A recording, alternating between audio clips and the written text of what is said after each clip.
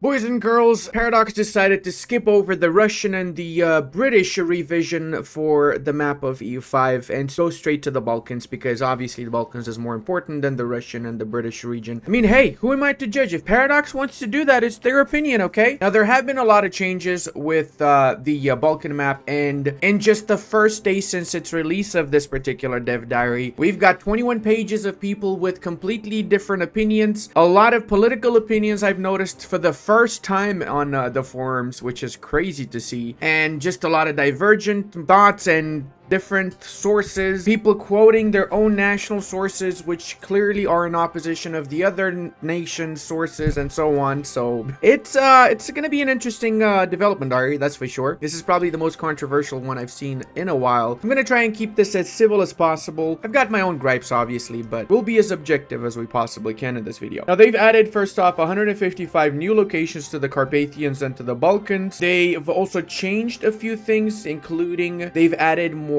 provinces where there were wastelands or impassable terrain, better yet. They've added some new tags, predominantly in the Moldovan parts, which has been split into multiple smaller tags. New characters as well, dynamic names for Albanian, Bulgarian, German, East Slavic, Romanian, etc, etc. They've also made some corrections, including they've changed Kudalvi to Kudalbi, which is the accurate way of writing this now. I'm actually from Kudalbi, that's my hometown.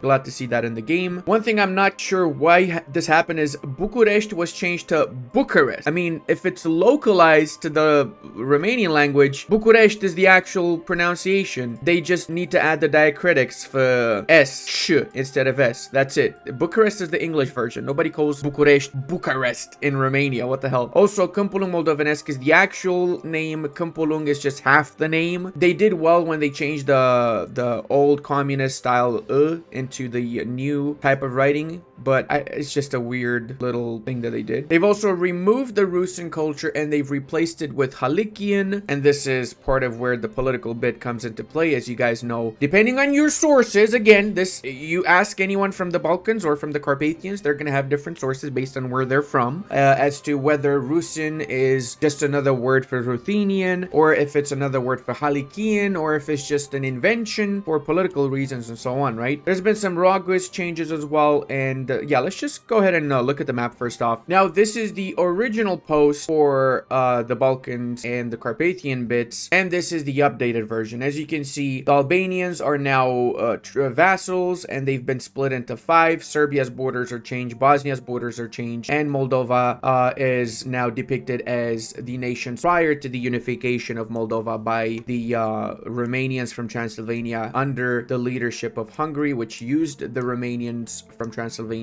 to establish a brand new march with the purpose of defending against the Great Horde and whatever else might be coming from the east, right? This is a lot more accurate. Glad to see they did this. I even gave some sources to Paradox myself, and not only Romanian sources, I gave Polish sources and Byzantine sources and so on, which all depicted that there were actually smaller entities prior to the unification in this area. However, one thing that is a little bit weird is the fact that if we are to take these sources into account, then these little Romanian or Moldovan entities should technically be under the Tatar yoke. That is true, and this is what's happening. I'm assuming they have the same tributary system that the Muscovites have, but not all of them should be in that situation. Like the northern ones and the ones by the border with the Hungarians should be a little bit more independent, because that's how the Hungarians managed to establish the march in the first place. Remember that if there was a major war between the Hungarians and the Golden Horde in order to establish Moldova, this would be documented. It would be documented in Byzantine sources, in Hungarian sources, in Romanian sources, Polish sources, because taking this much of a chunk of tributary land from the Golden Horde would be a big deal. We don't have any info on such massive war to take these lands, so that would mean that these were independent nations that were literally just paying tribute to the Golden Horde, something that could possibly even have continued after the unification of all of them, and the brand new Moldovan state likely was paying like an honorary tribute or something of the sort to the Golden Horde to be left alone. As for the names of these particular areas, debatable. I think they just made it up, to be honest with you, but the reality is that there's no way of knowing what exactly you should call them. The way that they're mentioned in historical accounts is basically like the land of this, the land of that. So like Vasile's land or whatever's land, right? But this works as well. Just putting the name of the city itself is okay, in my opinion. I like this. There's a lot more historical. They've also made a lot more impassable terrain into actual provinces now, mountain provinces, which I'd say is also pretty good since there's more paths now between the various Carpathian areas that you can take. It's not as restricted as it was previously. Croatia also now has a redrawn border between them and the Hungarians. I'm not super familiar with Serbian, Bosnian, and Croatian history, so I'm not gonna comment on that too much. There's been some changes in the south as well. The Venetians have direct control over the islands here close to Naxos. This little island is now directly controlled by the Venetians, which it wasn't the case before. And also the border between the Serbians and the Byzantines has been slightly adjusted as well, where the Serbians basically control most of modern day northern Macedon. Now what worries me is that it says ruled, the various historical tags here are ruled by the Golden Horde. It should say are tributaries of the Golden Horde, because they were tributaries, but they were not directly ruled by the Golden Horde. That would not be accurate at all. Now we also see the dynasties, the famous Anjou dynasty in Hungary, Basarab in Wallachia, the various made up ones in Moldova, and so on into the south. We have Arago from the Aragonese household in the south as well, and the remnants of the Latin crusaders that begot that Byzantium is not the Holy Lands. They do mention a lot of them had no rulers and dynasties, so they were created dynamically, as is the case in the Moldovan bits. I fully understand that, and that's honestly the best choice. The new location map, the density of locations in the Balkans is huge, and I'm all for it, by the way. I'm glad to see this. The provinces as well, this is pretty much what it looks like right now. Gonna make it really difficult to, you know, have historical Romanian borders with these provinces, that's for sure. The area map mode as well, Transylvania being significantly smaller than it should be in my opinion. This is definitely a bit of a later date for Transylvanian borders. Most of the area is continental with a little bit of subtropical, Mediterranean, and most of the Greek areas, with even oceanic and the mountainous areas of Greece. Of course, a lot of mountains have been added, including some plateau around the secular areas of Transylvania, wetlands, more mountains in Albania, around Macedonia, the western parts of Bulgaria, and southern parts of Serbia. And suffice to say, there's a huge amount of forest and wood that have since been stolen by the Austrian company HS Timber Group in recent years, illegally. But that's another story for another time, definitely not the video for it. I like to see that they added more woods and forests in Moldova and Wallachia. This is super historical, especially in the 13, 14, 1500s. We have a lot of accounts of how majority of Moldova was basically woodland, and we even have some tactics during the reign of Stefan the Great when they were fighting the Ottomans that depict areas which nowadays are basically flatlands, or during those particular times in the 1400s, those particular areas were heavily wooded, as the tactics used by Stefan the Great involved hiding in these woods and waiting for the Ottomans, which that don't exist anymore, nor did they exist later down the line, as there have been some massive deforestation processes as the population started growing in both of the areas. Development wise, they definitely did me dirt. So I feel like I bothered them with my Moldova query way too much, because they just set all of Moldova's development to 4 and 5 in the more generous areas, which is crazy, bro. It was not that bad. Come on. It was really not that bad. And also, if we're being historically accurate, the area around Baia was actually an important trade center during this period, where Hungarian, Transylvanian, Polish, Golden Horde, and Wallachians would meet and trade with one another. So that should be a pretty developed area in my opinion. It was the jewel of Moldova, as I like to say. Most of the development is centered around the Thrace, basically eastern Thrace bits were around the Constantinople area, and in the southern tip of Byzantium, or the southern tip of Greece, better yet, as well. We have quite a lot of development split in between quite a few nations actually. Athens, Argos, Neopatria, and everybody else has a piece of that development in the south. Natural harbors, we have Odessa, which is pretty accurate. There was a pretty important natural harbor for quite a while. Ilia as well was really important. And I would say that instead of Tulcea, which was quite literally a swamp, it still is a swamp today, by the way. Tulcea and whatever the shit this province is, the name is made up, though. I don't know what it is, but these two should not be natural harbors. It should be a little bit more to the south here. This is a natural harbor. And even to the north where the old Greek colony of Tomis was a much better natural harbor during the period. And even today is really a lot better. As you would imagine, Constantinople and parts of South Greece are also good harbors. I'd say that more of the Greek area should have natural harbors, though. Like, the Greeks are famous for having built various seafaring empires throughout the ages, right? And Greeks were always very fish-oriented civilizations. They like to fish a lot. A lot of their food revolves around fishing, and they have a lot of natural harbors, to be fair, too. Now, this is probably one of the sources of the main problems.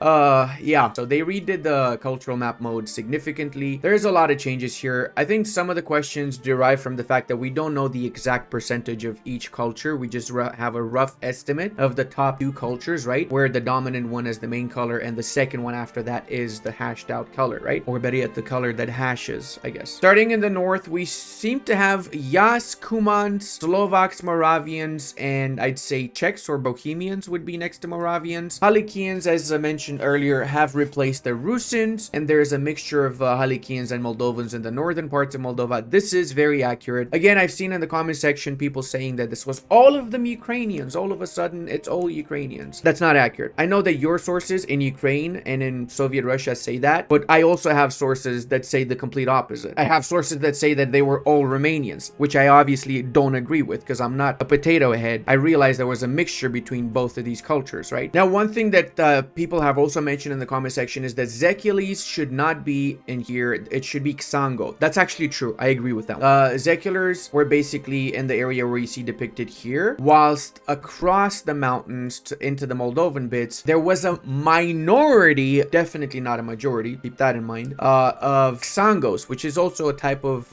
Magyar tribes, whatever you want to call them, right? Related to the Magyars, basically, to the Hungarian. Now, they primarily lived around the major trade cities, as did a sizable amount of Germans. There was a few Germans, not too many. I probably imagine there are some Germans that they just are not enough population to be shown on the map, because they were not. They were a few thousand, which wouldn't be shown on the map. But there are some cities that even got their names from Germans, including Katranamts, which is German stone. That's literally the name of the place, right? German stone. There's even more places called Ungureni, which means Hungarian people, to this area, where there were some Hungarian people in some villages, but that was living side by side with Moldovans, of course. Same thing here in the Bessarabian part. You would have Crimeans living alongside the Moldovans. Question is, why does this say Nogai? Why would it be Nogai? Wouldn't it be Crimeans? That's a little bit weird. I'm actually curious. I wonder if the devs replied to this, because some other people also asked. It should technically be Crimeans, not Nogai Tatar. Or just make them all Tatars. I don't know. I love to see the depiction in Wallachia where you have a mixture of Wallachians and Bulgarians at the borders. There would be more Wallachians in the northern parts of Bulgaria, to be fair, also, just like there are some Bulgarians in the southern part of Wallachia. That's just what happened historically, where there was a border between two people. It was never a hard border, so the villages around that rough line would mix in with each other. You'd have Romanian villages, Bulgarian villages, mixed villages, and so on. That's always been the case in history, so it's good to see. This is exactly what border areas between three divergent cultures should look like. Transylvania, I don't even know if there's any point in mentioning. It does seem like Romanians are a minority in Transylvania, which is very surprising if they were a minority in the 1300s, considering that the Hungarians owned Transylvania between 1337 up until the 1900s. Hungarians and Germans basically owned it, right? They were always the majority, and they always had a policy of assimilating and tolerating the Romanians. If they were the majority in the 1300s, how come they were a clear minority in the 1800s, where we have actual records of census done by the Austrians, for example, where the Romanians were majority in most of these areas? How come these Romanians that were clearly a minority and were not in charge of these areas still existed 500 years later if they were a minority? That's the real question. In most areas, if you're a minority, you become assimilated in 500 years. It's almost as if this is bullshit. But hey, you know, who am I to judge? Maybe we just spawned. One thing that's accurate is that Romanians were mostly living in the mountainous areas of Greece, and they were remnants of the old Latin-speaking parts of the Roman Empire. And yes, the language is extremely similar to Romanian. It's almost the same, to be honest, with slight differences. I would say in the 1300s, it would be even more similar than it is today, right? But I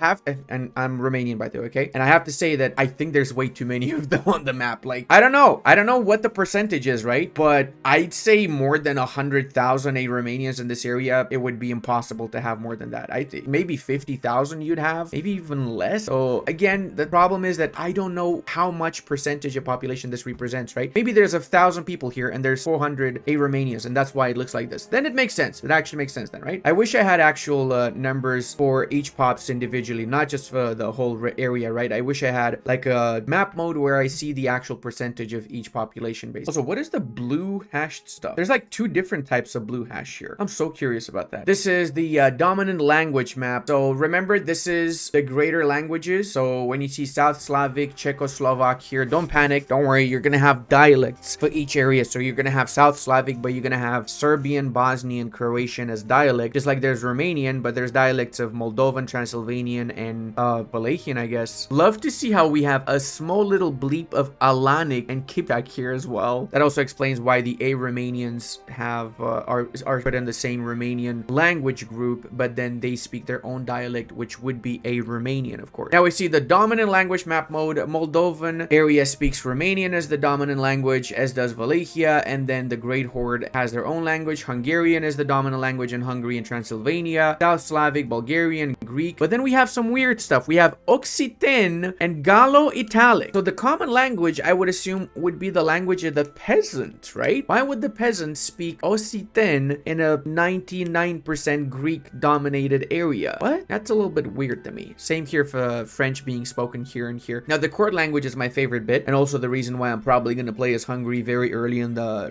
release period of EU5. We have Latin as the court language of Hungarian. It is true. Romanian is the court language in the other 2, and as you would expect, pretty much the same as the previous map in the other areas. The only major change is this Latin, which was the official court language in Hungary. Religion map has basically adapted to the cultural changes, as you would imagine. As you also know, I disagree with the fact that they depict the Great Horde as 100% Islamic. It wasn't. The Great Horde converted to Islam. The nobility converted to Islam 30 years prior to the start date, okay? So the leader of the Golden Horde is the first Sunni Muslim leader. Prior to him making it the official religion, there was a massive multitude of different religions in the Golden Horde, and the conversion process wasn't instant. It didn't just like, oh, look at that. I flipped my finger. We're all now Sunni. No, okay? No. It took a very long time to convert everybody. Also funny to see Catholic Albania, since, you know, modern Albania is predominantly Sunni. Funny how the 2 areas of the Balkans that had a completely different religion from the other areas of the Balkans were the ones that were easiest to convert to Islam by the Ottomans. Almost as if they took advantage of the fact that they were seen as outcasts because of their religion and given an opportunity to convert to the main new religion. Raw material wise, we have some extra gold mines, I think. Quite a few in Transylvania. We see a couple here. We also have gold around Sofia or close to Sofia. I'm not seeing the gold mine in Kosovo, which is wild because it means I'm blind. Or maybe it's the silver mine that we see instead of a gold mine. Love to see a lot of silk too. Now, one thing I have to say is that silk was also available in Moldova and Wallachia at the time. There's even a lot of historical accounts of merchants mentioning how they got their silk from the Vlachs, because the Vlachs got the silk secrets from the Golden Horde. Because, you know, the Golden Horde and previous Horde had been in this area for a few hundred years, and they managed to trade and eventually got their own silk production going. Oh god, this is the most accurate freaking meme ever. Cornelius Bottomley, the man that made this meme, is a genius. Tinto Maps 8 feedback getting ignored, and Tinto Maps 6 Great Britain and Ireland feedback